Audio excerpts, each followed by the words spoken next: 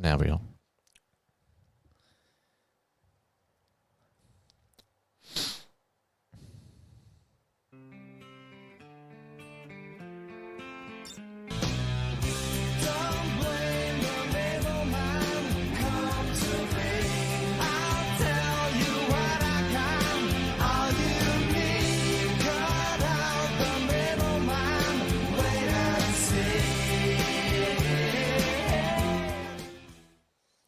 Hello and welcome to another episode of Roy B. the Middleman podcast. This is take two because we did start this about 15 minutes ago and I forgot to press record. Champion. So yeah. Thanks, Jamie. So today with me today is Jamie Sardar. How you doing, mate? Great, man. I'm great. Thank you very much for having me. And how are you doing today? Yeah, I'm great. So before we get into the show, we'll just hear a word from our sponsor. If you're looking for a great new coffee, great food with a family atmosphere, somewhere where you feel like you're always coming home, the best hidden gem in the Gold Coast is the Solway Hub. Located opposite Harbour Town, 21 to 23 Eriton Drive, Arundel. I'll see you there. Yeah, there we go. This is the very, very first episode where I'm getting sponsors, so it's already growing, which is great. I love that advert. Yeah, I did that myself. That was my voice as well, like it's nice and smooth. Got the soulful voice going on. Actually, yeah, I feel like you have got a good radio advert voice. Yeah, good voice for hypnosis. That's right. That's right. Yeah. Careful while you're driving. If we're both saying this, yeah. So we was getting in the flow of chatting, weren't we? And then I was a realised whole 15 minutes. I know we was really getting into the flow of it, and I hadn't pressed record. Oh, these teething things of when you're doing podcast. So this is episode 15. So there's new challenges coming up each show, and. Yeah. So you're like me, you're a POM, fellow POM. I know, I feel like, do we need to repeat the whole story that we were just saying? So that pretty much, right? Quick recap. You went to Canada, you met a mutual friend of ours who wasn't a mutual friend of ours at the time. Yeah. And then, where do you want to start from? Well, it's the World Cup at the moment, and we was talking about the fact that you're not into football. So we'll start there. Yeah, so I don't like football. I really don't. I've never liked it growing up. I feel like it wasn't in my life growing up. And whether or not that's the main reason as to why I don't. I've never latched onto it. I've never had a massive interest in it, I guess. Yeah. Do you feel that's like, because the unrecorded bit you said about that you didn't have a dad growing up? Do you reckon that might have been part of the reason? I don't know. I'm not too sure. I had friends who were playing football, and they always played football when they played football. I mean, we kicked the ball around, I got a couple of football t-shirts. But let me tell you a story. Actually, Blackburn fan. Yeah, Blackburn Rovers. So what's the story? What's the team growing up? This is how much I struggle to watch football. So my uncle got 2 really good tickets to go see. Must have been a Premier match. I really can't remember. I think I was about 8 years old. But what I do remember is it was 2 tickets, and they were in a box. The box. Oh yeah, the box. That's meant to be quite good, is it? Yeah, they're good ones. Yeah, they're good. Yeah. So I fell asleep through the whole match in the box. Yeah, you definitely don't like football. Although there are some games that are that dull. I remember again off air, we were talking about during my time in the Navy, Royal British Navy, so I'd go and see Portsmouth and stuff like that. And I think Portsmouth were playing Charlton one game. Oh, God, that was dull. The whole 90 minutes, just nothing happened. There was no excitement, nothing. So, yeah, football, on occasion, it does have those games where you're just like, well, okay, that's money wasted. Yeah. But that can be like that in any sport, really. Or not darts, though. Was you into darts? Darts. Oh man, look, it was on the TV. That's about as far as it went. Did you do any sport whatsoever? That was a really interesting subject, actually, because I really, really disliked sports growing up. Was never really good at PE, was never really good at cross country running, anything like that. And it was only until I was about 17, and I was whatever it is in kilos, I have no idea right now, but I was 19 stone. So I was a big lad for 17 years old. Yeah. So I don't know, it's gonna be over 100 kilos, I think. Well, I think Maybe a bit more. when I know I was 80 kilos at one point, and I was about 12 stone. So yeah. Yep. Definitely. So that then led me on a path of going to the gym stone. and being healthy. Yeah, and I was 13 stone, 80 kilos. Do the maths. Yeah, we're not here to do maths on this show. So that then led me down the path of going to the gym, cycling, grab myself a push bike from the shop, paid for it. Yeah, I was going to say, did you pay for it? Just paid grab for it. He was that big, paid for it, walked out the shop. Nobody wanted to stop you. Yeah, then that's when I started getting into sports, and it wasn't even really sports that I got into. There was maybe a little bit of tennis. I did golf for a number of years. I was pretty good at that. What's your handicap? 10. Nice. Yeah. Oh, you were good. Oh, we'll have to go golfing. Yeah. Oh, yeah. My handicap. My handicap was 14. Yeah. Okay. Yeah, all 14 clubs. I never knew where it got so. Ferndown Forest was where I used to practice. And not to blow my own trumpet, but my coach told me that I had a natural swing. Oh, yeah. Well, that's good. Well, look, so to do any sport at a decent level, you've got to have a natural ability at it. Yeah. I mean, then there is that saying that hard work beats talent. Well, I read a book. It was actually about Nikola Tesla, of all people, to do with sport. And the guy that wrote it, I think he did some theory work around this, and like, people who've got natural talent to become professionals, they still have to put something or to get to a level where you're equivalent to someone with absolute natural talent, it's something like 30,000 hours, which means if you want to be a professional, you've got to start training when you're about 8. Oh, to be a through practice, the hour amount 10,000 hours, or is it 10,000? It's 10,000 hours to become a master, or whatever the hierarchy word is for to become a genius at that level, or whatever it may be. Yeah, 10,000 hours you need to put into. Yeah. And I was telling my son about that, going, well, if you want to be good at this, it's 10,000 hours. You work that back. You need to start practicing every day for this amount of hours per day till when you're 18. And I think when I was trying to work that out, it was 365. So even if you're doing an hour a day, you're looking at 10 years. Yeah. So for those out there listening, and you want to get good at something, it's 3 or 4 hours a day at that singular thing. Well, 1 hour a day, 10 years. Or I guess then, you can halve it, but or whatever. And as a kid growing up, I was playing football at least an hour a day, at least. Yeah. And I didn't become a professional. Are you quite good? I was, yeah. I got to I briefly played semi-professional. Yeah. Mine was more though. I was quite a solo person, so to get liked in a team sport, I did get ostracised a little bit. Even though I was really good, ended up on the bench because I wasn't as liked as the person that they chose to play. That was tough at times because I knew I was better than that person. But I had some good seasons where people played me week in, week out. And there was one season I think I hit 26 goals in 28 games. Yeah, I was on absolute fucking fire that year. But and I played for 20 odd years at grassroots level. Sorry, I'm just playing with my microphone. Yeah.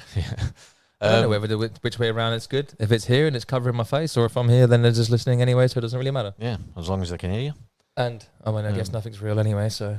But yeah, it was my passion. It still is my passion. I still get up at like stupid o'clock in the morning to watch the Premier League because it's normally on at like 2, 3, 4 in the morning. Yep. Sometimes if it's a midweek game, it's you watch it over here still? Oh yeah. I've got a friend who's a big gunner.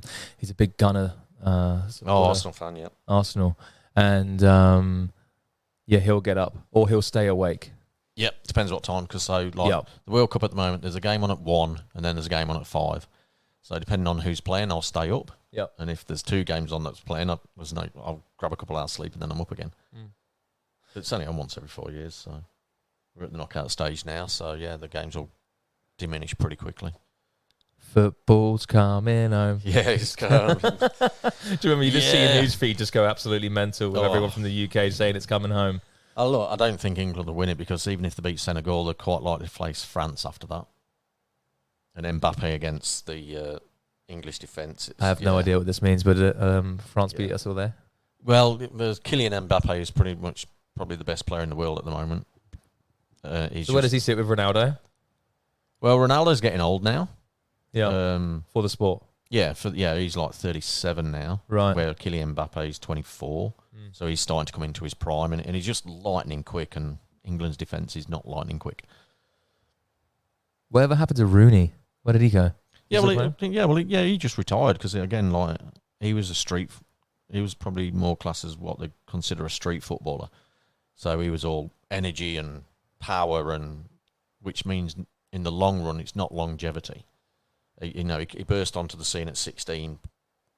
His peak pretty much at 30, and then went to started just losing the pace and that by the time he was 30. Look, he still had the skill, but he couldn't keep that pace up. So then he dropped down a league and then did a bit of management, then went to America, and he's still around. I think he's been doing some punditry or something through the World Cup, and I know he does some stuff with England as well. He was a phenomenal player in his day. He was up there. He was in his prime. He was third behind Messi and Ronaldo. Yeah. So he was feared as a player. In the amount, he was top scorer for Man United. You can't be the top scorer for Man United if you don't know what you're doing. Yeah. Yeah. I was actually there at his debut. I was at Old Trafford. Straight over my head. I was at Old Trafford at Rooney's debut when he got a hat trick against Fenerbahce. I was actually there because I used to go and watch United a lot. So I was actually there. And then I moved to Australia. I'm listening to your story and I'm like, is this a good thing? Yeah, it is a good thing. These footballers, we have these claim to fame that where we was at when someone made their debut. It's a football thing. Okay. So what rabbit holes are we going to go down? Oh, well, let's see. Well, I mentioned about moving to Australia. What got you to Australia? Great story. 2015 Southeast Asia trip. The whole backpacking around Thailand, Malaysia, few other countries, and then I ended up in Bali. And at that time, I had broken up with a girlfriend from the UK. I was in Bali, heartbroken, crying my eyes out, didn't know what to do. Left her on the island, and I thought he was going to say left her at the aisle. Then I was like, okay. Yeah, it was a funny story, man. I paid some Balinese guy to take me on his boat when I broke up with her to go to this random island. So that's how much I was trying to get away. And anyway, long story short, met a bunch of English people in Bali after that, and they were coming to Australia. And I had no idea what I was doing. I booked a flight back to the UK from Bali. I was ready to go. It was like £370 for the flight back from Bali to the UK. Ready to go home. Called mum, said I'm coming home. 2 weeks of hanging around with these English lads. They kind of talked me around into coming to Australia with them. And called my mum up and said, Mum, I'm not coming home. Sorry. I'm going to continue travelling for a little bit longer. Did a 1 year holiday visa and it's turned into 8. Wow. And here I am. And you're still here. Yeah, it was really beautiful actually how it all worked out. And to that guy as well who actually helped me stay, because he actually talked me out of not going home. And he's like, if you go home, you're going to regret it. It's going to be the biggest thing that you regret in your life. And I think if that had not happened, maybe would have been in different places now. And managed to do 1 year in a camper van around the east, south, and west coast of Australia. 2 years in Cairns and 5 years on the Gold Coast. Nice. So you've done some travelling around Australia. That's good. The thing is, that's what all the Aussies say when they pick them up on my Uber. Oh, you've seen more of Australia than I have. Yeah, well, do you know the interesting thing is, like, the amount of Aussies I've come across that have never been to Uluru. And I'm like, have you not been to Uluru? Because, same as me, mate. I've never been to Scotland. Yeah, well, I've never actually been. I've gone along the road where Stonehenge is, but I've never actually visited Stonehenge. In Stonehenge on the south? Yeah, it's in Glastonbury. That's not near Scotland, though, is it? No, but I'm saying it's like I'm just using the opposite of like going. If you've not been to the big thing, like the big thing in Australia is Uluru. One of the biggest things in England is Stonehenge. How cool is it? Haven't they pulled it down now? Did they pull it down? They were doing something to it. No, I don't believe they've pulled it down. be a lot of big things in the news about that if they had. Well, there was something in there that they were doing something with it. I think they just stopped people going on there during the solstice. Buried it off. How cool is that place? I wouldn't know. I've never been. I've driven along the road at the bottom But of like, it, but yeah. Those rocks and how they've got there and the formation that they're in. Well, you're like, talking about rabbit holes. There's rumours out there that they were built, that they're not that old. That they were just concrete blocks, and there's pictures of... there could be black and white pictures of them actually being made. There could be just some construction workers picking them up on a digger and chucking them. Probably, but then you maybe you look at it the other way, that maybe they was built in a similar way to the pyramids using sound resonance machines. Vibrations. That's how the stones were lifted. Yeah. I literally saw that just the other day. It was the first time I've ever come across that information of using sound vibration to lift up an object. Yeah, well, if you get it to, I think it's 7.62 hertz in a certain way, vibrate at that. That's how bees fly. 7.62. Yeah, because it's the same hertz as the human as the planet, as Mother Earth. Wow. That's how bees fly. So they resonate their chamber at 7.62 hertz, and that's how they lift. Cool. Yeah, because like there's always this going, in physics you say, well, we don't know how bumblebees fly. It's not normal bees. I'm talking bumblebees. The big fat ones. And people say, well, their wings aren't big enough.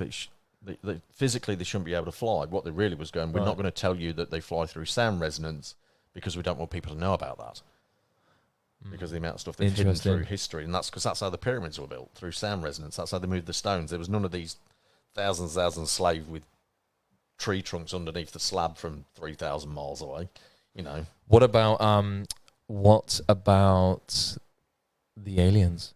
What did you believe in any of that was there? Yeah, they came from like the higher powers or the gods or whatever? Well, the fact that they lined up, the pyramids line up in August, they line up with Orion's belt, and the pyramids are in such a way with the same as Orion's belt. And where do you think they got the sound resonance technology from? And then aren't the pyramids in the same position?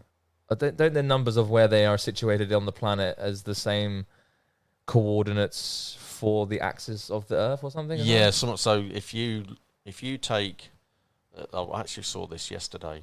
If you times the base of the pyramid by 43,200, that's right. Yeah, you get to the exact circumference of the planet. Okay. Yeah. So the pyramids basically show you the exact the circumference and the radius of the planet. I know, and I guess like if you looked at it, if you want you want to backpedal that as well, couldn't you just make up any number and times it by that? Like, where does the 43,000? It's something to do with that's how many seconds are in an hour or something like that. Oh. Or how many seconds are in a day. Oh, okay, so it's relative. Yeah. Ooh. Yeah, that's what I mean. It's absolutely relative. Ooh, and here's the thing as well, like a lot of experts have looked inside the pyramid, and I was watching this guy, and he said like there's technically they've never found a tomb inside the pyramids. Even though they said they're tombs for the pharaohs, they never actually found one in there. I mean, I don't know how true that is, but that's just what he was saying. But the next bit he said I've come across a few times, in that some experts have looked in the pyramids and some of the walls inside the pyramids are covered in a certain type of substance, which then makes the pyramids piezoelectric. Right. And one of the channels that comes up from the depths of the pyramids up like that, some guys surmised that, well, when water used to run up there, it would run up this channel, and it basically makes the pyramid a giant battery. Yeah. And then when you go back into sound resonance and Tesla technology and the Cleopatra needles that were around, and when you're talking to Nikola Tesla? Yeah, Nikola Tesla. And then they also look when you look at how Egypt would have looked in its heyday, when you look at it from above looking down, it looked like a giant computer circuit. Yeah, wow. And when you look at it and then you look at a computer circuit, they look so similar. Yeah. And basically, the pyramids weren't tombs, they were just giant electrical generators through using static electricity of how Tesla discovered. Super interesting, man. All of that stuff with Nikola Tesla. Yeah, he didn't fascinating. He didn't invent electricity, he just rediscovered it. He just rediscovered what all the Egyptians knew, and probably and if Stonehenge was built back then, what the ancient... So much history has been hidden because they don't want us to know the technologies. Can I move my mic? Yeah. Move it.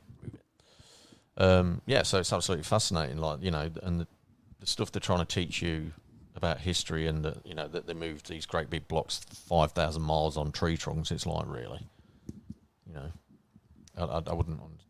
It just wouldn't. It's hard to believe, though, isn't it? Yeah, like why they're hiding technology? Well, corrupt governments. That's a big rabbit hole could really go down. Which, yeah, don't need to go down that one, but we'll stay a couple of steps down. I might have to hold this like this. This microphone's really bugging me. Is it? And I know we're doing this live. And how's it? Is it not staying? Oh, okay. Yeah, I need to tighten it properly. It's erect. Yeah, that one. Oh, there we go. There you go. Yeah, That's most we get out of it, eh? Yeah, I'll go back to the same one. So while he plays with his mic. Yeah, well, there we go. That'd be better. Let's leave it like that for now. Yeah, I'll have to. Want to muck up your podcast, mate? On Here's what it episode is. 15. What are we talking about? The numerology significance for the number 15. Yeah, so we did briefly talk about that. So if you draw the numbers in a square from 1 to 9, because those are the only numbers that exist. Yeah. Anything after 9 is a repetition of the previous numbers put together. So you get 1, 2, 3, 4, 5, 6, 7, 8, 9. Any row you choose, it all adds up to 15. And, okay. So you go not diagonal, so you got 1, 5, and 9, 15. And The so diagonal numbers, yeah. what I'm curious to know is what relevance it may have as the actual number. Or, because when you're adding up numbers, there's a chart to it, and then if it was 15, you would do 1 plus 5 equals 6, and then that would be I don't know if that's the number, or if the actual number is 15. Because doesn't numerology just go from 1 to 9, or 0 to 9? Yeah, that's one way of doing it. Yeah, I'm curious to find out what significance that is. Yeah. Ask Bobby. Like, there's angel Bobby, tell us. There's angel numbers where 15 is significant. So it depends on in which aspect you're looking at it. 15 will have various different meanings in various different ways. Yep. Because then you got the attribution of the numbers 15 in letters would be, can't think off the top of my head. My brain's not working in that capacity. Around MMOP, somewhere around there. Yeah, cool. I love numerology. And what you were talking about as well with those charts, I love the birth charts. And you get to learn the arrows. You know what the arrows are? You know the arrows in the birth chart? So there's certain arrows in certain directions where it'll be the arrow of something or the arrow of whatever. I'm not too sure. I can't remember. It's in my book. And there'll be ones going diagonal. So this is when you're doing your birth chart, right? So you've got your numbers 1 to 9. So your birthday's on the 3rd or the 15th. The 15th of the 3rd, 1987, which is Hannah's birthday, for example. So then you work out those numbers, you break them all down, and then you put the numbers in the chart. And then the numbers in the chart go 1, 2, 3, 4, 5, 6, 7, 8, 9. Yeah. And depending on how many boxes that you filled up, whether or not if you've got a row of no numbers, and depending on the arrow, that could be an arrow. And it would just essentially mean what you're missing or who you are as a person or what you need to work on. Oh, yeah, I've not seen that one. That sounds fascinating. Oh, I'll get my book out after this. I'll show you. Yeah, no, that sounds fascinating, that one. Yeah, I've not heard of that one. But, yeah, I can see what you're saying, how that would leave gaps and, yeah. It's just, it's working out the birth chart. It's just a different way of looking in the Matrix. Because the Matrix is all numerology. Have you seen the last Matrix? Yeah, it's shit. Oh, so. Cause yeah. It was just like they took elements of the previous three and tried to blend them together to make a. They didn't need to. So for those you who are watching, you who are listening, I'm a big movie buff, have been for years, and Matrix 1, 2, and 3 were brilliant. They didn't need to make another one. It's like this is the thing about the movie industry. It bugs me. It's like they go and make another one just to try and cash in on how it was previously, and they ruin it. Ruin Matrix. Well, Matrix 4 was shockingly bad. I really wanted to see Agent Smith. I didn't like the other agents in this new one. Yeah, and like even the Mirror Vanjie. What was all that about? The what? The French guy. His name's Miravanji, if I pronounce that correctly. Well, yeah. But they were all. And I'm like, it didn't seem relevant to the movie. They made a bit in the movie just to have him in the movie. It had no real relevance. None of it had any relevance. But wasn't really. he like they were all in like past life people that they brought back? Yeah, they just brought some of the key characters that they could bring back to try and make another movie, and it was just shockingly bad. I only watched it literally about a week ago, and yeah, I mean like it was, yeah. The first one, oh man, the first time I watched that, I think I was 15 years old, and I was already asking questions about life then, and why we do things the way we do, why the world works the way it works. Just asking life questions in a deep way, which I'm unaware if let's say normal, but any other 15-year-old would have asked those questions when he was younger. But I was just never understood why people, I don't know, would just live the rat race, go to a job Monday to Friday, 9 to 5, pay bills, come home, do the same thing over and over and over again. It never made sense to me growing up. Never made sense to me. It still doesn't make sense to me now. Like that's just like I'm sure a lot of people are awake to that now, where they know that that's not life. No, so many people are really like the massive positive about COVID. It made a lot of people leave a job they didn't want to do anyway, and it gave them 2 years of time to find something they really want to do. COVID really woke people up. Yeah. Well, I mean, it woke some of people up. Yeah, well, that was its purpose, to wake people up, and now the after effects, now all the truth is actually starting to come out around it, and the fact that the vaccines don't work, and the fact that the lockdowns don't work, the fact that the death rates from the vaccines is higher than the people that aren't vaccinated, and all these stats are now really starting to come out, even in mainstream news, because but the ones that were in the know knew that long before that anyway, and with those the ones, I was one of those that saw all that and they tried to cancel me, and got the conspiracy theorist and blah blah blah, and you're an anti-vaxxer and this, that, and the other. I'm like, no, I just know what's coming. It never being psychic. Yeah, when it first came out, I remember it being November 2019, and I heard about the virus in China, and I was like, oh, okay, cool. Okay, what is this? Interesting.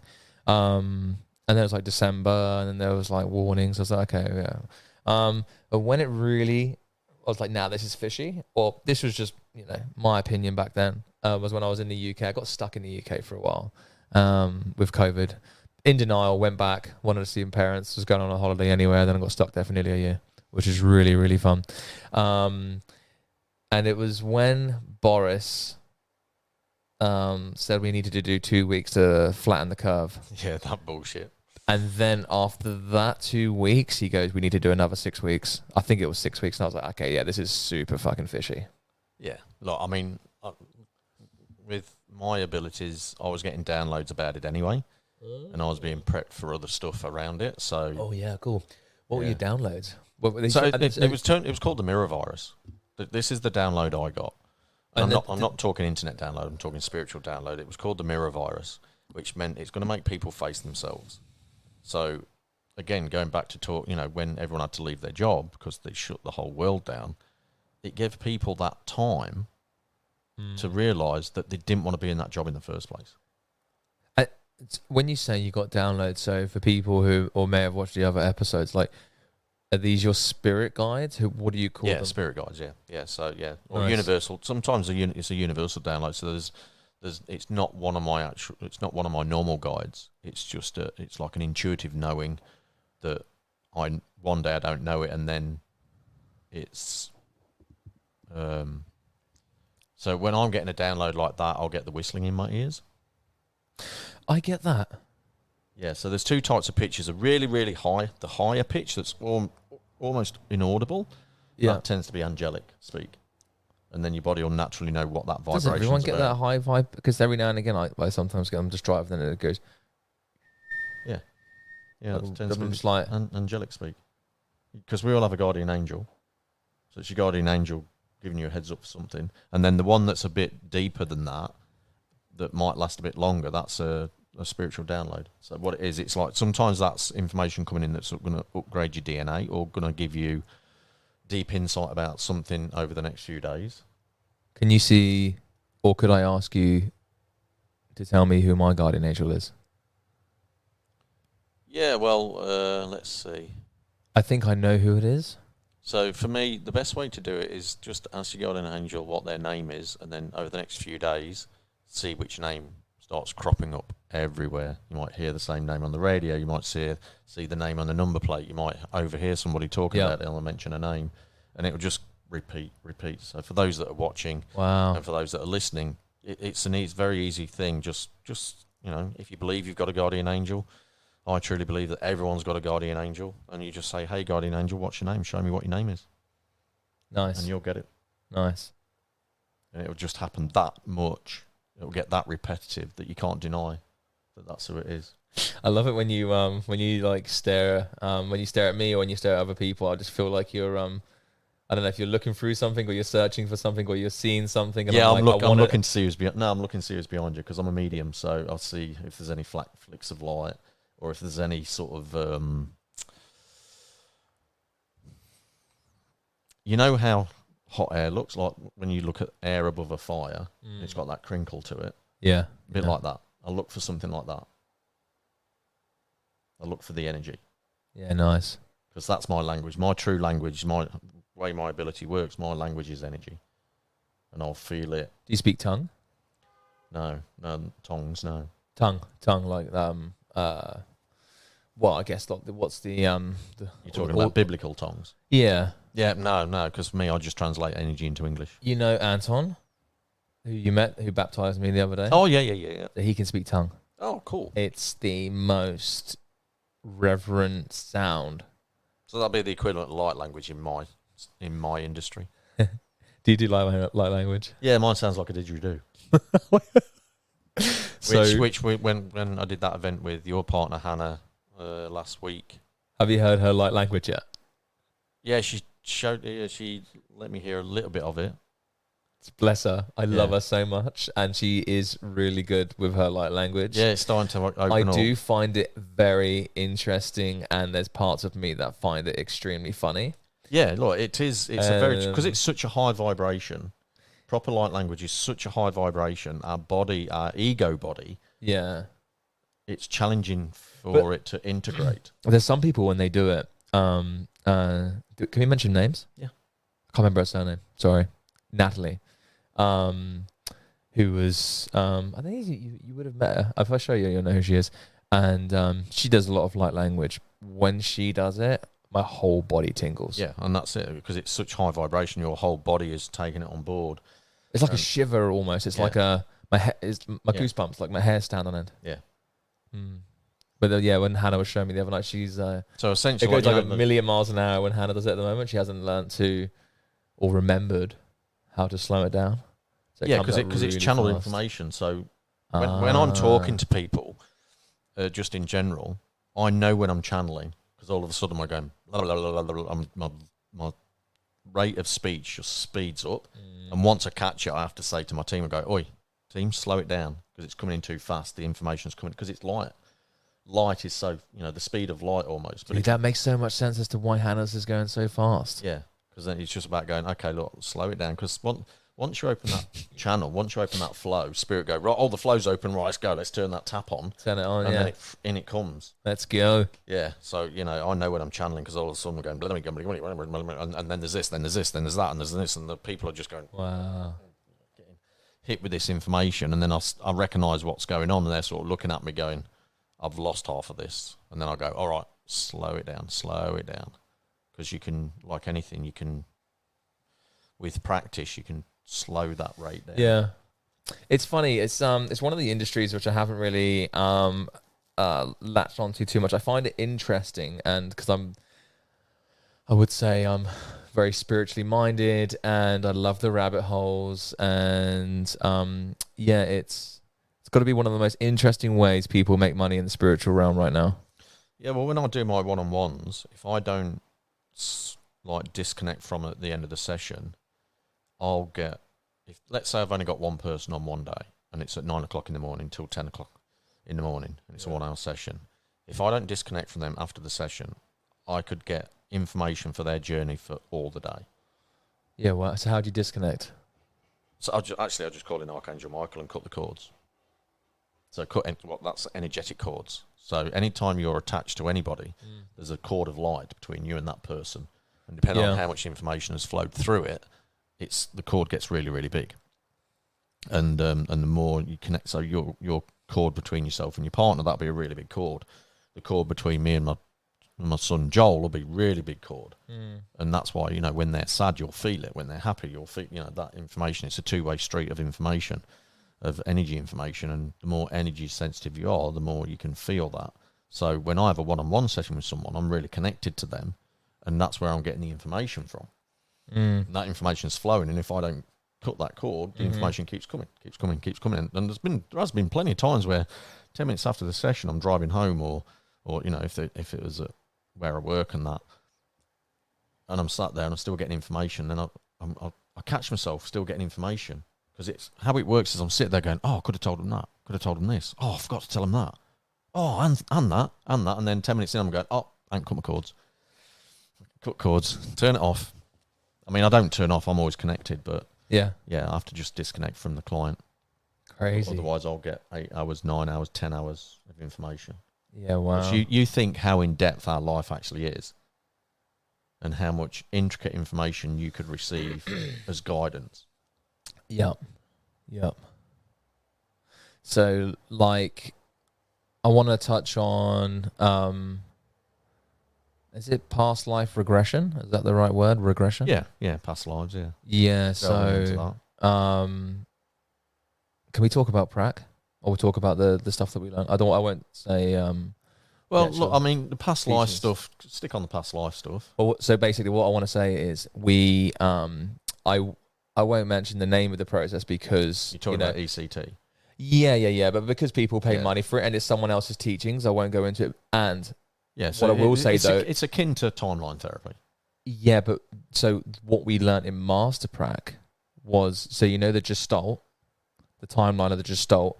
Your Gestalt is your timeline from when you were born up until now, and all the previous, I don't know, occasions and things that have happened along your timeline. That's your Gestalt, right? But your Gestalt is all your past lives as well. Oh, yeah. So the technique that you used, what I would use to clear up someone's stuff, you learn a process in Master Prac where you can go through previous timelines and clear it up. Yeah. So look, this is the way I do it. There's many different techniques on clearing stuff. I read the soul contract. Oh, soul contracts. That looked really interesting as well the other day. So soul contracts is basically, it's kind of like a spiritual legal document that we sign before we come down here that tells us all about the things we're going to learn as a soul. And this is why we're coming down here. Yeah. Our life purpose is to actually become the best version of ourselves while we're down here. And then we've got our life's mission, and then there's multiple missions. There's one main mission, and all those things. The people we're going to meet, how many kids we're going to have. We don't choose our kids; they choose us. We choose our parents, but we choose how many kids we are willing to take on board while we're down here. So we don't choose our kids, but we choose our parents. Yeah, because we choose the people who we choose as our parents. We choose them because they're teaching us something. We don't choose our kids. No. So our kids will choose us. Yeah. So basically, like what? So basically, what you do is go, right, this life I'm open. How does that work? I'm open to having 3 children in this life. So if 3 souls choose me because I can teach them things, I'll end up with 3 kids. Say that again.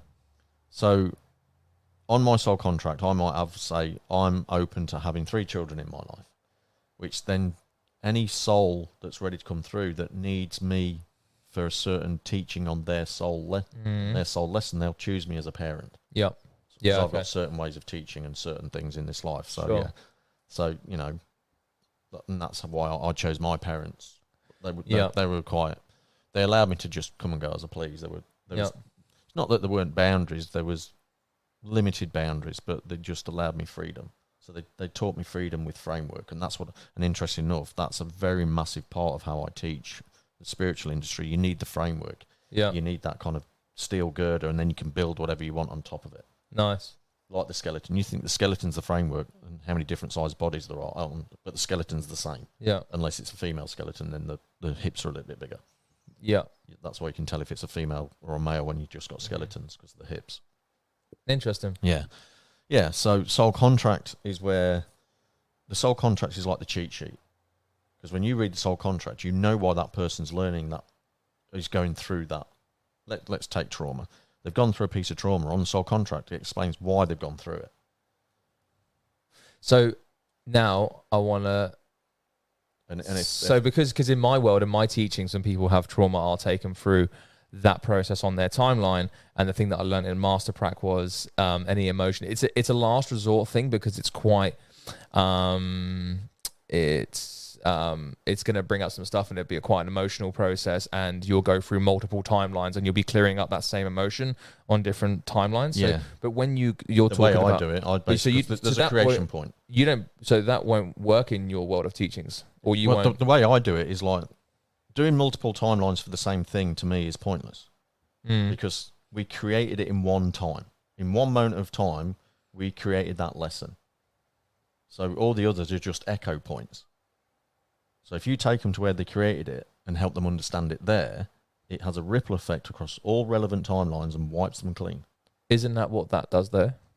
What I just explained? Yeah, but you would do it by doing multiple sessions on each timeline. It's in one session.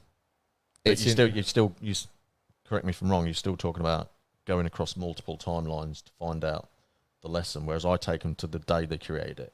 The day, in other words, the day there and the day in their, the life and time that they chose to start that life lesson, because life lessons can span multiple lives. Yeah.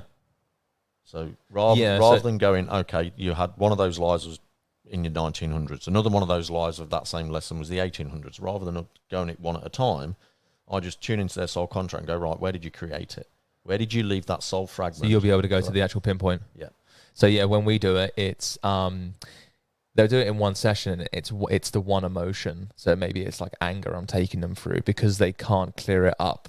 So it means there's more anger to be cleared up. And if they're not clearing it up on the normal timeline, it means it's this in a past life. This is from my teachings and what I teach, or whatever. And so in that session, they'll go down and they'll drop and they'll go into the next life and the next life and the next life, and they'll keep going through until there's a void and until there's nothing.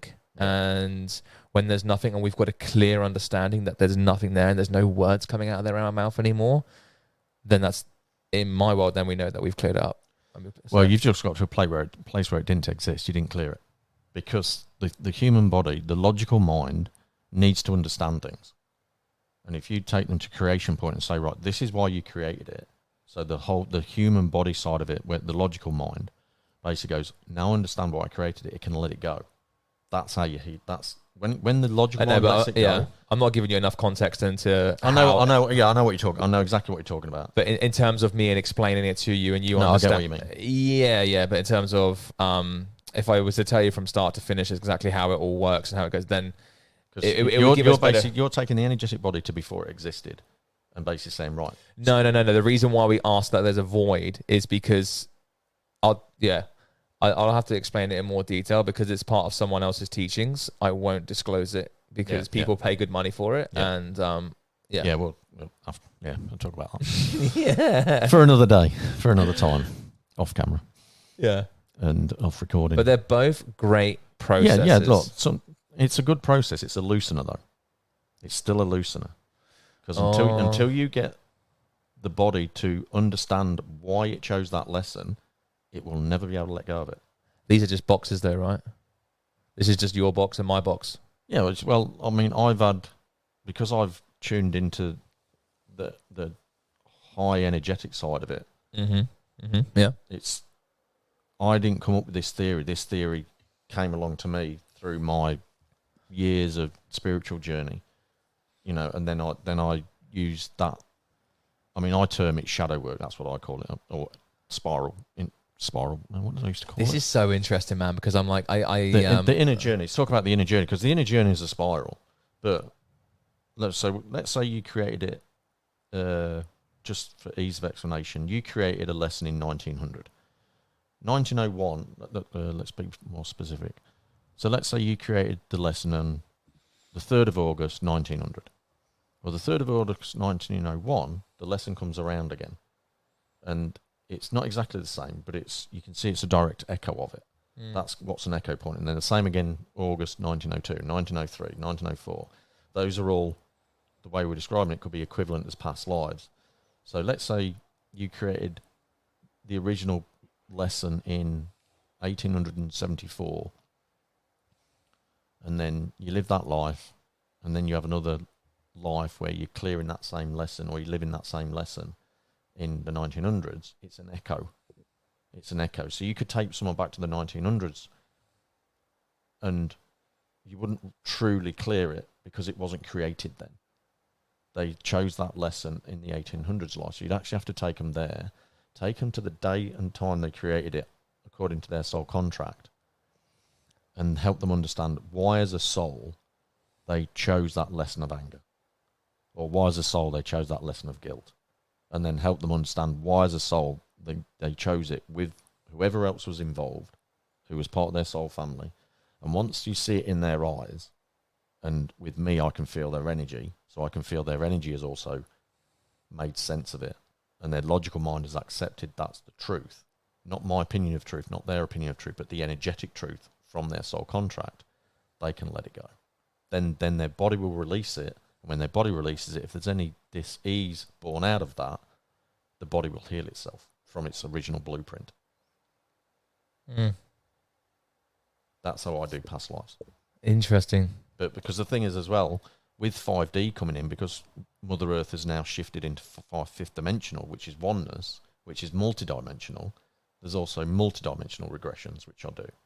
So so there's not technically a timeline there that you can go along, because you have to go into a different dimension and a different timeline. Which is, and I've done 3 of those, and that's really challenging for the human body, because you're in a completely different timeline, and your human brain is getting a bit confused, and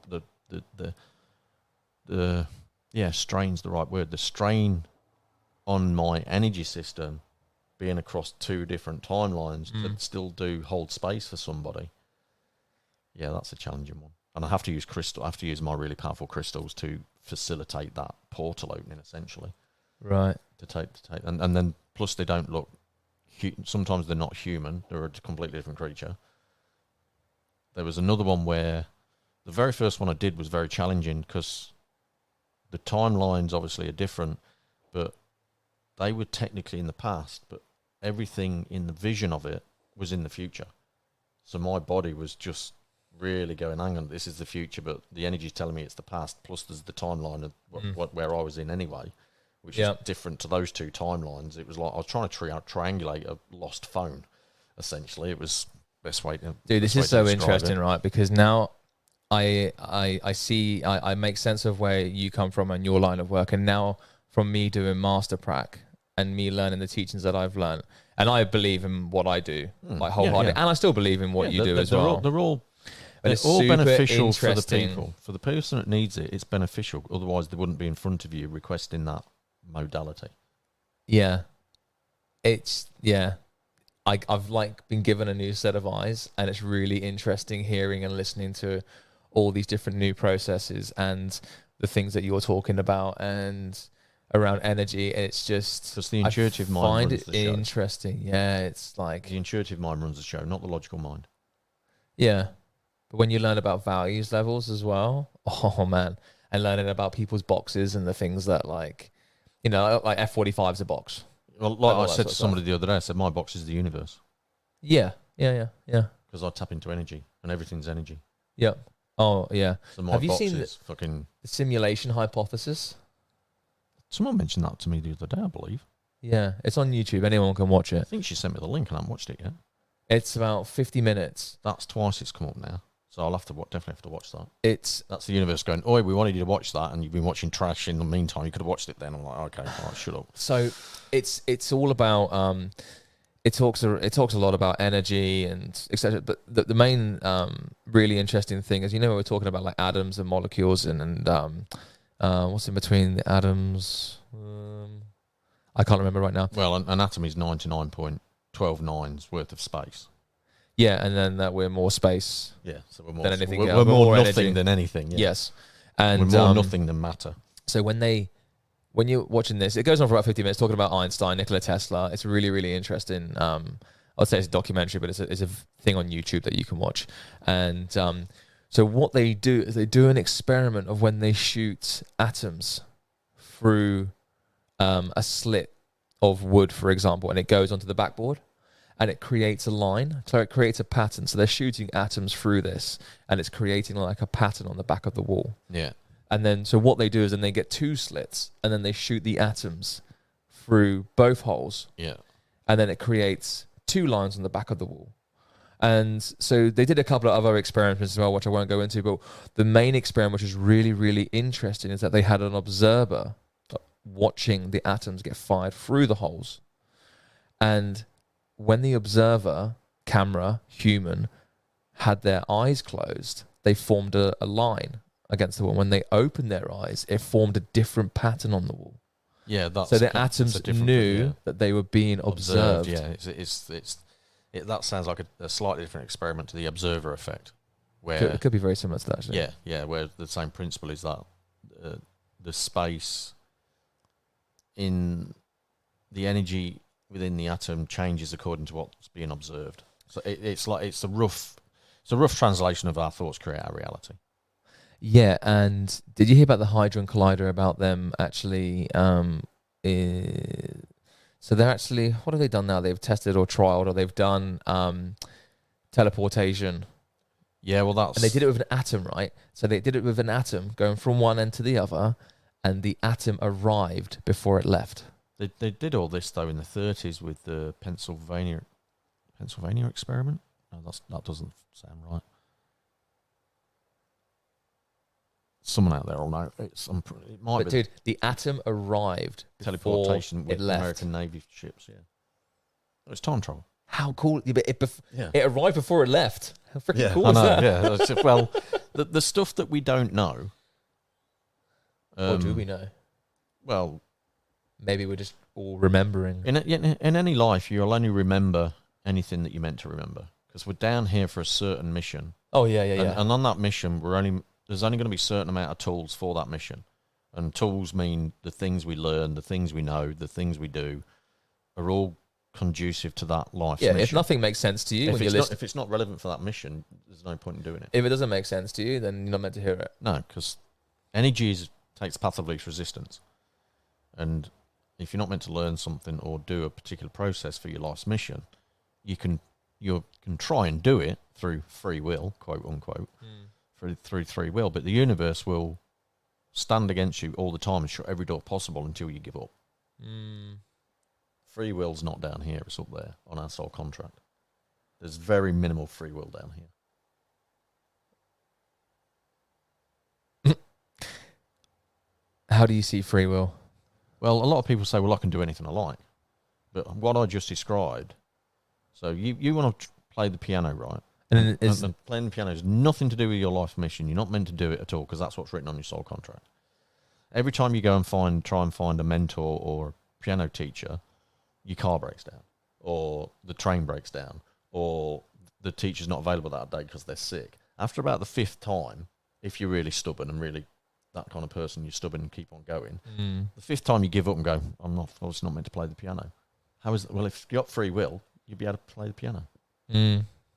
But the universe went, no, you're not doing that this life. And it keeps getting in your way. And it keeps getting in your way until you give up. Well, if free will was free will. And what if you just kept on? But the universe, even if you did it 6 or 7 times, kept on going, the universe would stop you. The lesson would get harder. And what would happen is, in the ultimate way, that you'd end up falling over and breaking your hand. So you could never play. Is that the feather, the brick, the truck? Kind of. Interesting. Yeah. So in that scenario, everyone are we actually supposed to? Everyone in their mid-20s will have an experience where they've gone to do something and they've said, "Oh, freaking hell, I went to do this, that, and the other," and everything just didn't work out. So if you had truly had free will, it would work out every time. So So does this come back to the fact that we are exactly where we're supposed to be? Yeah. So our soul contract. The thing is, So is soul contracts just another belief? Yes and no. Just a challenge. Yeah. Well, look, anything's a belief. It's just a tool. And all beliefs are limiting? Well, the universe is limiting. Even though it's forever expanding, it's still limiting. Is it? Yeah. It's forever expanding, but it's still, there's a limit to it. I love these types of conversations. There's still technically a limit to it. This is why I work with a framework theory. We have a framework. People don't understand that all beliefs are limiting. So, that's what I said. Like the energy, the way I work, biggest tool I work with is the energy of the universe. So I'm open to anything being anything. So when people present things to me, I can shift pretty quickly, and I tune into their energy and find out where they're coming from. Or I tune into their soul contract, actually, which is the cheat sheet. All right, why are they believing this right now? What is their purpose for believing this right now?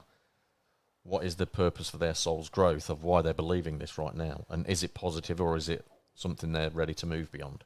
And do you have an actual formula for getting someone's soul contract, or is that just given to you intuitively? Because I know there was a lady on TikTok I was looking through the other day, and she has a formula that she would use. It's, I don't know, it's some sort of an equation, whether there's maths involved, I have no idea. Something to do with your name, numerology, there's a bit of that in there, and it will give her your soul contract. Is there any of that in what you do, or is it just intuitive? Mine's done completely intuitively. Well, yeah, okay. Because you think about, because energy is efficient, right? And bear in mind, I used to be an electrician, so I know about physical energy where it takes path of least resistance. Yeah. For me, if I just sit there for half an hour with maths and formulas to figure out the soul contract, that's half an hour's waste of time, because I can sit there and we for me, how my gift works, I can see people's soul contract on their clothing, on a crease in their shirt, on something that's next to them. Cool. Tell me. So straight away, so as soon as you tell me that's it, and I'm now tuned in, you're basically giving me permission to tune in. Yeah, please. And I'm being drawn to, if you can see, the Nike tick. Yeah. So you've recently done something in your life that's correct. Whoa. Cool. Which is in alignment with your soul contract. Okay. Yeah, that makes sense. See, now I'm being drawn to your right eye, but the actual reflection. So basically, it's telling me that you've been looking at your own reflection recently and figured something out that's correct. That means you're going to grow as a human being, because it was the divine moment for you to see that and for you to grow. Mine's like, and next year is my year. We've got the year of the rabbit. Oh, well, I'll tell you something. If I managed to take a picture last night, get this right. Was it last night? No, it wasn't last night, not before. I was helping a friend, and we parked at this train station. Oh, yep. And driving to the train station, driving around the car park. Now, bear in mind, this is a car park in a train station. There was a hare, like a rat, the hare. What? Running right in front of me. Dude, so this year of the rabbit next year, and it's for anyone who's born in 1987, I believe. I could be wrong. I'm pretty sure I'm right. Yeah, it's from the Chinese year, though, so it might, if you was born January, let's say you was born January the 3rd, this, could be the previous animal. So, and this year of the rabbit, I'm not sure if it's the black rabbit or it's a certain type of rabbit, but it only comes around every 60 years. Oh, because I think it's 60. Yeah, because I'm pretty sure it's 60. In Chinese astrology, I'm a water rat. Yeah, right. Yeah, I'm a water rat, yeah. So as soon as you said that, I pictured Master Splinter. Oh, yeah. Sensei Splinter of the Teenage Mutant Ninja Turtles. Yeah, I don't know why. And then I was looking at your grey hair, and I just saw Master Splinter. Yeah, I'll take that. When you said water rat as well, it just really narrowed down. I got this biggest visual of Master Splinter because they live in the sewers. Right? Yeah, they did. Yeah. And the interesting thing is, I'm very good at helping people in their shadow work, going into their depths. So that actually fits, dude. The shadow work, man. That's something I've known about for a while. I've known about it for a while. I've only started to really learn, and I feel like I've not even scratched the surface. It's strong stuff. Yeah, and my understanding is it's the version of you that you want no one to see. It's where your deepest, darkest secrets are stored. Where all your power sits. Your greatest power sit in your shadow. And your shadow is the darkness that you cast on others. Yeah, and when you shine light on your shadow, you never get rid of shadow. And you can never get rid of your shadow. No, you understand it. Yes. And then you integrate it. And then that's why it becomes one of your greatest powers, because you integrate it and utilize it for the light. So the example I always use is arrogance. I've got arrogance, which means I'm good on stage. I'm naturally when I get on a stage, I'm never, just fucking on it. I know you've got arrogance. You know, I remember one of the first things you said to me. You know, and you look at Ronaldo, the footballer Ronaldo. He's got absolute arrogance, but you look like when he's on the pitch, he knows he's number one. Now, here's the thing, right? If you're not a big football follower, as you said, but prior to Cristiano Ronaldo, all the records were held by, all the footballing records were held by, scoring records were held by various different people. All the scoring records now are held by Cristiano Ronaldo. Mm-hmm. The top scorer in international football, Cristiano Ronaldo. The top scorer without penalties in international football, Cristiano Ronaldo. Top scorer in Champions League, Cristiano Ronaldo. And it just keeps going. It just keeps going. And that's the thing. That arrogance, that belief he was number one, meant he's now got all the stats. Dude, and I love his story as well, from like where he came from. Yeah, but the people that know and train with him, he's actually really humble. Oh, he is. He fucking trains like a beast. He trains like a beast. Absolutely trains like, he's that guy's super humble. He's got the natural talent, but then also worked at it. Yeah, yeah. And I followed that with the spiritual stuff. Like, I'm very naturally gifted at the spiritual stuff. I'm born that way. It's effortless to me, but I still work at it. Yeah, I still take on board. I still learn new techniques. I still learn. When a bit of my shadow comes up, straight, I'm on it. I don't shy away from it. I'm like, right, okay, that's going to... Because I know what comes after it. A bigger version of me, a better version of me, which means I can then help more people. Yeah. Interesting. So, yeah. So, when you find those bits in your shadow, it's going to make you a much better person when you fully integrate it. So, when we birthed our medicine drums, our shaman who was teaching us how to make them or birth them, if this is what she told us, and whether or not out there it's real or not, and I believe it to be, when you're putting the skin on the birthing drum, you can either have the skin facing or you can have the skin inside out, right? And if the skin is inside out, it's used for trauma and shadow work. Yeah, because it began within. And so it's only by when you're making them, you choose. She won't tell you whether or not it's inside out or not, and you just choose which way you think it should go. And mine's inside out. Yeah. So for me, this is the thing, right? Anything you get told in any given moment was relevant for that moment. Yeah. It was pure divine for that moment, and therefore, anything is fluent as long as you allow it to be fluent. And so for me, like, having a formula for soul contract means this is just how I see it, would mean it's less fluent.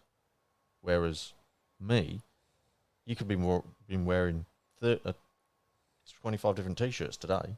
Why did you wear that one? You could have been sat. The interesting thing is, when I did the podcast with Hannah, your partner, we were sat on different sides of the sofa. I know. I wanted to sit on that side so badly. So here's the thing, right? You needed to sit that side so the light in your eye would shine that certain way, so I could see it shine that certain way. Yeah, I love that. And that's the fluency of it. And then I'm able to see, so I understand in the moment why things happen just like that, and I'm able to see it just like that. And I'm naturally gifted that way, but I've also done a lot of practice enabling to see it like that in the moment. So you said, oh, let's go into my shadow like that. Within a second, my eyes were just my intuition was kicking in and seeing what I needed to see. Yeah. And I can do that with anybody and anything. So when me and Hannah caught up, because we had that event together, we caught up, I think, for the penultimate meeting. That was a little bit of a success, wasn't it? It was very successful, very successful. But during that meeting, I read a bottle top for her about finances. Did a financial reading with a bottle top. And all she had to do was hold it for about 5 seconds and think about her finances. Because everything's energy. If everything's energy, I can read anything. She didn't tell me that. I have to ask her, actually, because and it's funny that finances came up for her. Yeah. Well, no, she actually, because I said, because it's funny, it's interesting. I like doing it as a party trick kind of thing. Going, I can read anything, like, hair clips, bottle caps, mint leaves, anything. Because it's fun. It's just, it gets people interested. It gets people, and it's not. You don't have to go into the depths to play around with the spiritual industry. there's a lot of humour to it as well. A lot of my guides are piss-taking bastards, to be honest. You have a lot of humour there and make jokes when I mess up. I need to have a lot of humour when I'm driving my Uber. Yes, the confessions of an Uber driver. So that's I what do, you're doing at the moment. Well, I mean, part-time Uber driver, part-time NLP master practitioner, where I will help people work through their trauma, limiting beliefs. There's hypnotherapy, so quit smoking, quit alcohol, weight release, whatever it may be. Essentially, working with people one-on-one. And the Uber stuff I've done for a few years now.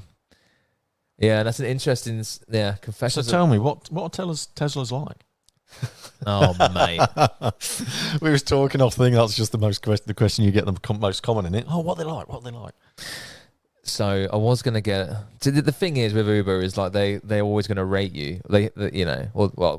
Statistically, 50% of customers will rate you.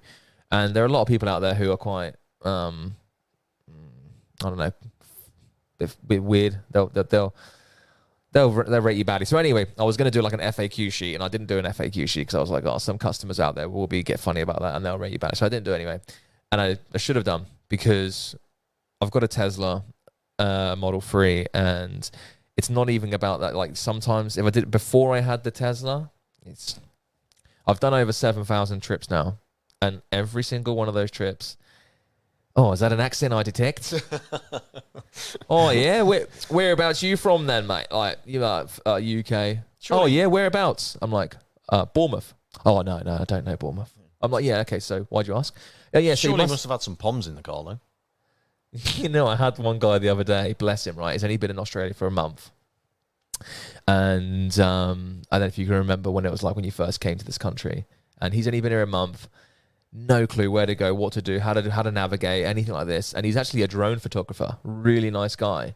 And he's in his first year, so he's gone to do his farm work. He's in the Atherton Tablelands at the moment, doing he's picking bananas. Oh, okay. So, and you do get a few POMs in the car. The minute that they hear your accent, you know, you just got that, there's just that gel straight away. That rapport, yeah. But fellow countrymen. It is, yeah, and you know what? It is so funny. The Aussies, man, they crack me up. Like, it's, you know, they assume I love football, and then when I tell them that I don't, what do you mean you don't like football? You must like cricket. I'm like, no, not cricket. I'm like, well, what about rugby? I'm like, nah. I'm like, what? You're a bloody POM, aren't you? So it's having that conversation every single day that I do Uber. With the Aussies, just straight there, go, no, I like golf. Yeah, because the Aussies had good golf. Actually, they'll probably just they'll be like, oh, okay. Because like, you know, and then I get someone in a car who knows everything about golf, and I wouldn't know what to say to them. Yeah, true. Maybe. Yeah, just so I play it. I don't like, you know, don't get into it. The thing is, I like because before I moved to the Gold Coast, I lived in Melbourne. Melbourne has the most golf courses per capita of any city in the world. Wow. Yeah, they've got great golf courses here. I think Gold Coast can't be that far beyond it. You can't go more than 3 kilometres without hitting a golf course. You know, whenever I considering the amount of canals there are, there's golf courses and when we do because the Tesla can do Premier rides. You know you got different rides in Uber. No. Okay, cool. So when you book an Uber, you can get Uber X, which is just any old vehicle. Oh yeah. And then you've got Uber XL, which is like a 7-seater, and then you've got Uber Premier, which is the Teslas and the Mercedes and the whatever. Oh, okay. There's a couple of other rides anyway. So you usually, whenever someone books a Premier, you're usually getting someone who's got money, or they come, you know, they're flying business class or whatever. But 9 times out of 10, if you get anyone from like the resorts and stuff, they've always got their golf clubs. And they're getting off the plane and they're coming in to play golf, you know, rich, wealthy men and women. And Yeah, I was actually looking at some golf clubs the other day. I'm going to get back into it. Mate, Wilson Deep Reds. Wilson Deep Reds is what I used to play with when I was... my handicap's 10. Yeah, that's a good handicap. Like I said, mine's 14. It's not bad, is it, Rob? That's good. Good. That's a good one. Is that close to your accent? Yeah, hey, mate. You're right, mate. Okay, You're right. You're right, Jamie. I wouldn't know how to do my accent because I just do it naturally. Where is it from? It's Lincolnshire. East Midlands. Isn't it a mix of... Aren't you... Oh, it is Lincolnshire. Yeah. I thought you were saying like it was in between Derby and somewhere else. Well, Derby's Derbyshire, sorry. Derby's Derbyshire, and then you got Nottinghamshire. They're all around Lincolnshire. They all... Didn't you say once it was like cross between a Brummie and something else, and that's why you sound. Possibly, look, it's Midlands, so Birmingham is Central Midlands. So you don't say I want to get in car, go up shop. No, that's Yorkshire. So Yorkshire's really that's the next county north from Lincolnshire. Hiya, mate, you're right. Since Humberside took its chunk out of Lincolnshire again, Yorkshire became the biggest county again. Because Lincolnshire used to be the biggest county in England, and no one's ever heard of it, even in England. Oh man, I served in the armed forces with a guy, and he was going, "Oh, where are you from?" I went, "Lincolnshire." He went, "Where's that?" I went, "Do you know where Skegness is?" He went, "Yeah, I used to go there on my holidays all the time as a kid." I went, "Well, you've been to Lincolnshire a hell of a lot of times then, because Skegness is in Lincolnshire. It's like the main coastal town in Lincolnshire." I actually can't pitch where Lincolnshire is on the map. So if you imagine the UK to be a triangle, So just tell me where it's near, and I'll be able to work. Nottingham. Oh, okay. So slap bang in the middle. Yeah. Oh, yeah. Okay. Yeah. So Nottingham's here, and Lincolnshire is literally the coast. Oh, Same on the level. east coast. Yeah, east coast. Ah, okay. Yeah. So if you imagine England as a triangle, about halfway down, you've got that kind of that square chunk taken out before the fat bum. Yeah. Well, that square chunk is Lincolnshire. It's known as the Wash. Right. That's where Boston is. That's lovely. Yeah, and that square is known as the Wash. Dude, oh man, you know what? Talking to you and doing this is great, and maybe I miss the English culture. I love it here, and I miss the English culture. Like having these chats is so great, and just talking about the UK people, and just. I remember when I went back to the UK, and I went to Asda. Oh, Asda, Lincoln, yeah. And so down in Bournemouth, people would sound like I speak, and some people, there's a lot of farmer land around there. So, Cornwall. So you've got a lot of. All right, my love. Yeah, all right, my love. Very good. All right, my lover. So when I was in Asda, she's like, "You sure you don't want two for? You can have three for £3 if you want, love." Yeah, I was like, "No, I just want one." But they're just so nice. Yeah, I miss that, man. I miss that. Yeah, well, I acclimatise pretty quickly. The only bit I truly miss about England is not being able to watch football at a decent time. What about your little boy? How old is he? Little is 17. He's Cool. 18 in about 8 weeks. When did you bring him over here? So he was 3 when we arrived. Oh, okay. Has he got dual? Is he dual citizen? Yeah, he's dual citizen. Does he have any idea how lucky he is to have that? It's so great, right? To have dual passports. Hannah's got it. It's amazing. I've never spoke to him about it, actually. I have to ask him. But look, he's 17. I mean, 17-year-olds on his radar, No, but like when you're like my age, maybe at 34, I'm on the pathway to get it. Yeah. Permanent residency is next June. Yeah. See, with me, I actually, because I could have come on a skilled, like a sponsored visa, because I was an electrician. Are you on a spiritual visa? Yeah. Yeah, well, the universe wanted me here, so freaking definitely on that one. Dude, this is the thing as well. When I kept on trying to leave this country, I tried leaving not leaving so many times, but like I left and I kept getting pulled back. Oh, I thought you had free will. I know. Okay. So I left. When did I first leave? I went to Canada and back 3 times.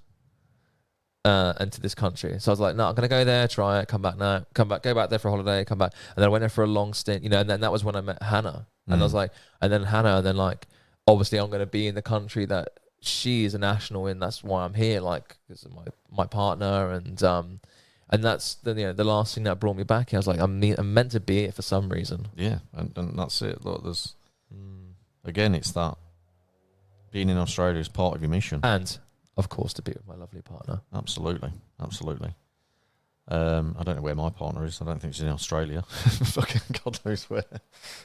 Are we still searching for Mrs. Right? Yeah. Yeah, she's not in England. She's not in Australia. God knows. Oh, she might be. I don't know. I've only been here 14 years, Well, I mean, I consider Hannah to be one of, definitely one of the good ones. She's definitely She's definitely a really, really great lady, and she was. She's a good friend. I want to go down the rabbit hole of saying like anything else apart from other people out there, because I'm sure there's lovely other ladies out there as well. And I was really lucky with Hannah because when you find the right person, they're lovely. I go off a lot of conversations that I hear in my Uber and lots of other people, and the conversations that I hear about the relationships here, and they don't always sound like they go too well, and they're very far and in between of when people have great relationships, there's not a lot of solid relationships out there. Well, look, 2 good people. The challenge with relationships these days is society changed the ability to like when my parents, I mean, we need to talk about this as well. My parents were together. I think they got married when they was about 22. I can't remember exactly, but at the end of the day, they was together until my mum passed. But they were together during a time when society basically said, work through it. You know, don't throw it away, fix it, work through it, stay in it, work through it. That's my nan and granddad. Repair it. That's what you do. You don't leave, you stay together. Yeah, you fix it. And then it got changed so where you can just drop it like that, you can get divorced like that. And that's what everyone started doing. No one wants to work at it anymore. And oh man, there's so many like holes you can go down with this as well. And the stuff I've been following with there's a really nice lady out there who's like, and she's a big advocate for the whole like what's the word I'm looking for? But she's a big advocate for men sort of thing. She's definitely a voice for the men at the moment. And I can't remember her name on the podcast that she does.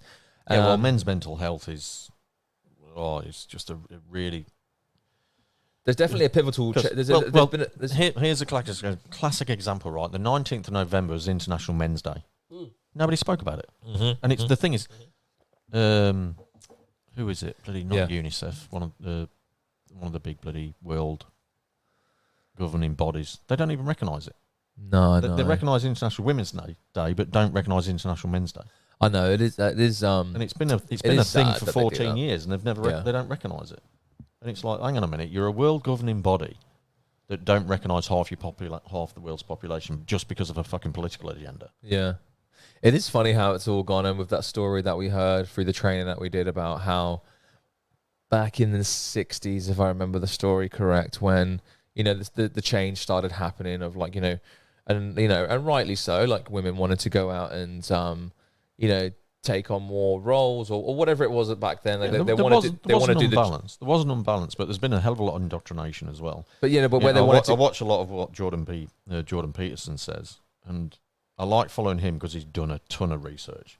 Like he can back up everything that he says. With, the amount of times he shoots down like the toxic feminists, the amount of times he shoots down those because they come up with what they've been indoctrinated with. They come up with just their opinion with no fact basis, and then he hits them with these facts and going, oh yeah, but there's pay equality and blah blah blah blah, and he shoots that down every time to prove that it's not true. I love that when he does that because it's like, well, it's because when he says 95% of plumbers are men. 95% of bricklayers or construction workers. Why aren't these feminists advocating to have 50% of bricklayers to be women? Why aren't they advocating to have 50% of plumbers to be women? Yeah. Why are they only advocating for the top jobs?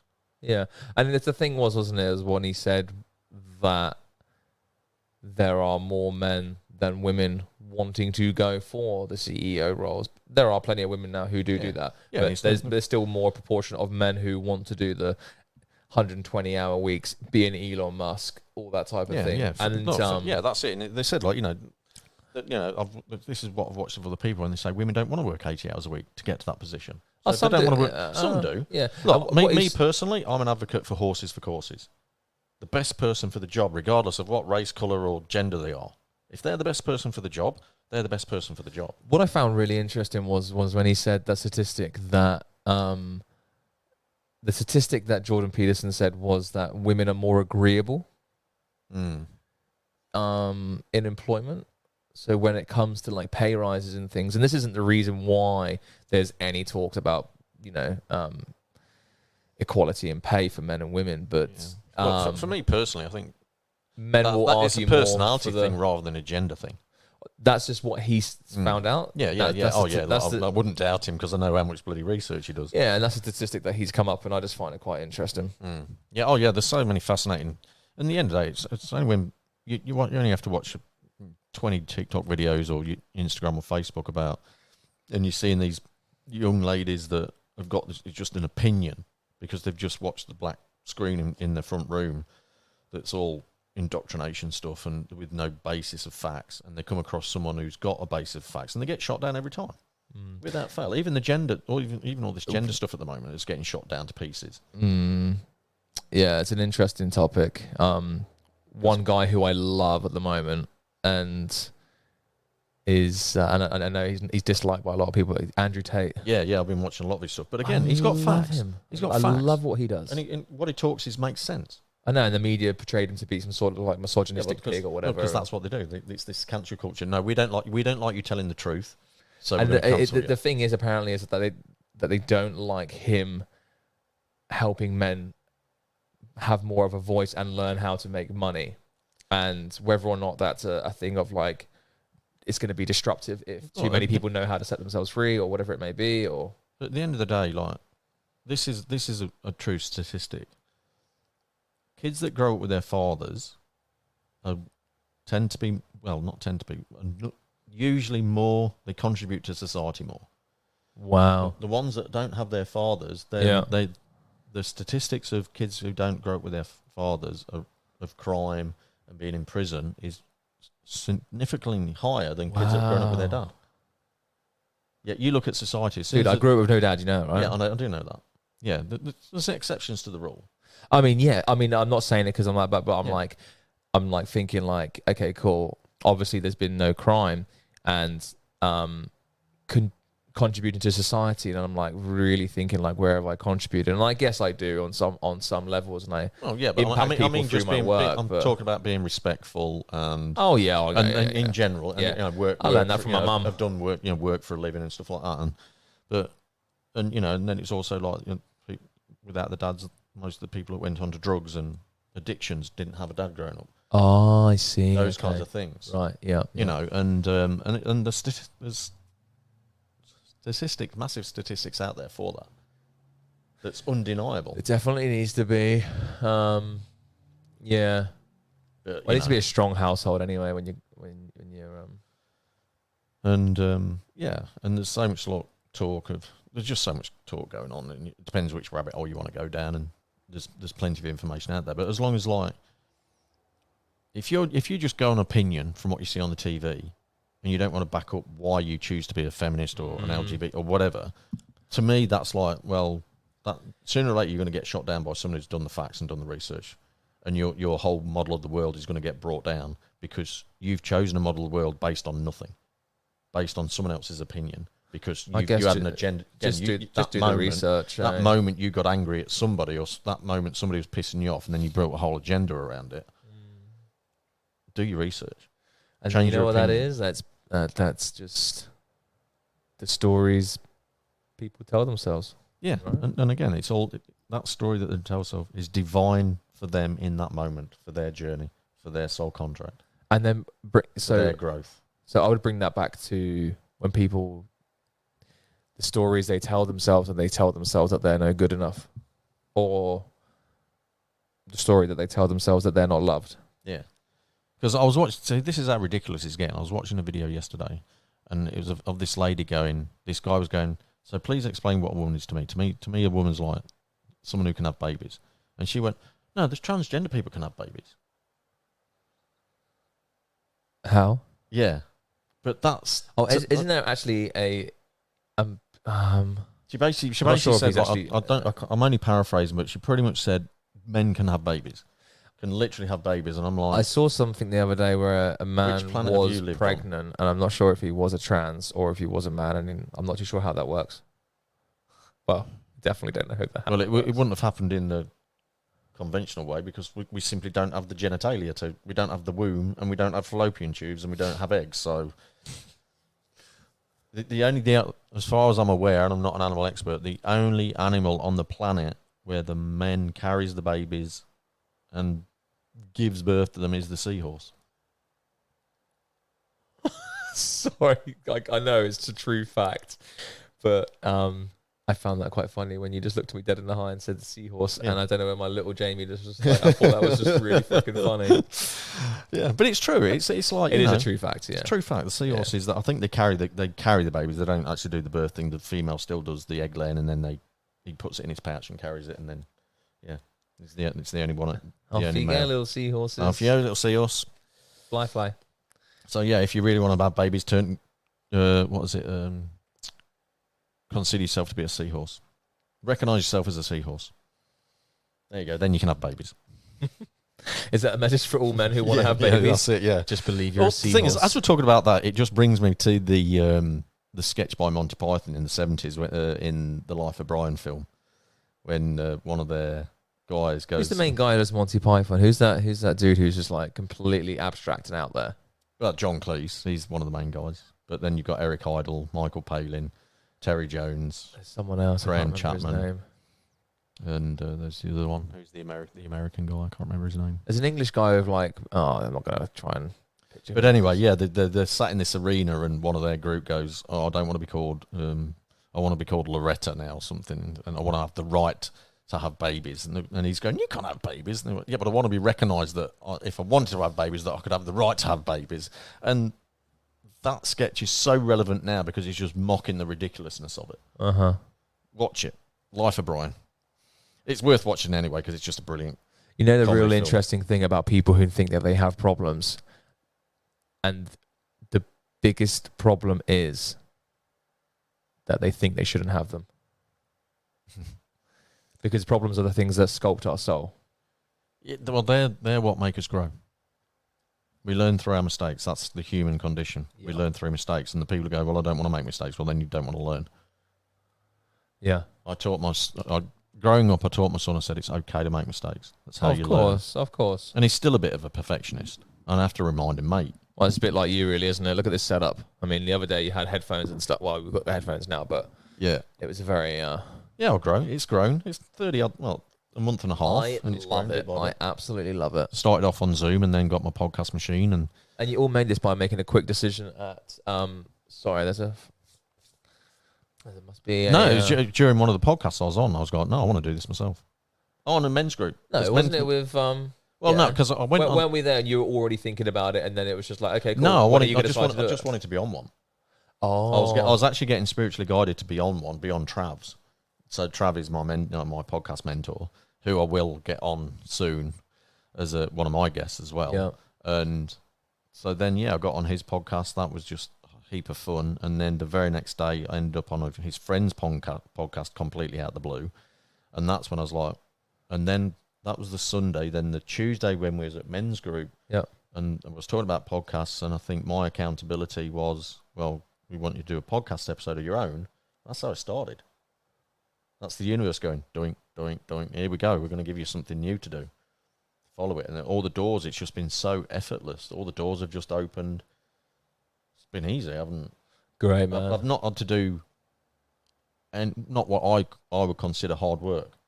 Yes, I still, doing the socials and doing the editing and stuff like that. I enjoy that kind of stuff anyway. It's not like hard work. Yes, it takes time, but I don't feel it's hard work.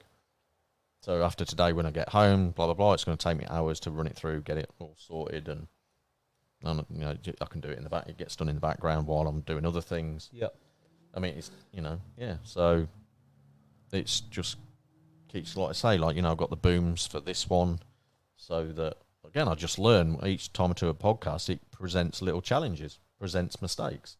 And I'm going, right, how can I overcome that mistake? What's it going to take? Like not press and record. Yeah, well, interesting, but 15 episodes in, and this is the first time I forgot to press record. So obviously, for whatever reason, those first 15 minutes weren't meant to be on air. That's the way I see it. It's like, obviously, that was the most... I wonder what the juicy stuff we spoke about. That's it. We didn't really speak about much in depth, did we? We spoke much more about... We actually spoke more controversial stuff on this one. Yeah. Yeah. So, well, I feel that's... we're about coming to an end. Yeah. Yeah, great, mate. And it's been an absolute pleasure chatting with you today and finding a bit about your story. And so anybody that wants to get in touch with Jamie on the NLP hypnosis stuff, all his details will be in the show notes. He's on all the social media. You're on TikTok? Not yet. Not yet. So unofficially, I am on there. And I'm putting anything on there. The account is private. There used to be silly dances on there a couple of years ago. Oh, okay, yeah. So if you want to see silly dances, he'll open up to public very soon. So thanks all of you for watching and all of you for listening to episode 15. I shall see you all in the very next show. Can we, do you mind if I give a message? Yeah, go for it. Cool. So if anyone out there is listening and do you mind if I talk about my work? Yeah, go for it. Just to offer a shout out and offer to them? Yeah. If anyone is out there and they are struggling and they are looking for direction or looking for help, or there's things that they're not too sure about in life and they want to work through them, please reach out to me, or or Rob. And I get called Rob so many times. what is that? Because I did don't that know. the other day as well. I don't know. I've never figured it out. Rob. I've had Rob, Rory. I got called Brian once. Where did Rory? Where did Brian from? Hey, where did Rory just come from? That's what I get called sometimes. Rory. My dad's name is Rory. Oh, okay. Interesting. Wow. Little quirks. Roy, so yes, please reach out to me or Roy if you are struggling. If there's anything out there that you need help with, and whichever means necessary, just reach out. There's always love and there's always support. So Jamie_NLP Mindset Coach is the handle for Instagram. Yeah, and my website's pretty much part of the show notes, so it's always there. And if you want direction to the airport, here's an Uber driver. And Don't on that, ask me any fucking questions about my Tesla. And if you want to know about Teslas, you just ask away while you're there, and notice that he's got an English accent. And make sure that if you've watched this, then you know all the FAQs, that you don't need to ask any more questions. That's it. Excellent. Thanks, Roy. On that note, we'll end on a much lighter note. But yeah, mental health is a very important thing. And if you're struggling, please reach out to the nearest friend or counsellor that you know. Well, thanks very much for watching. I'll see you in the next show.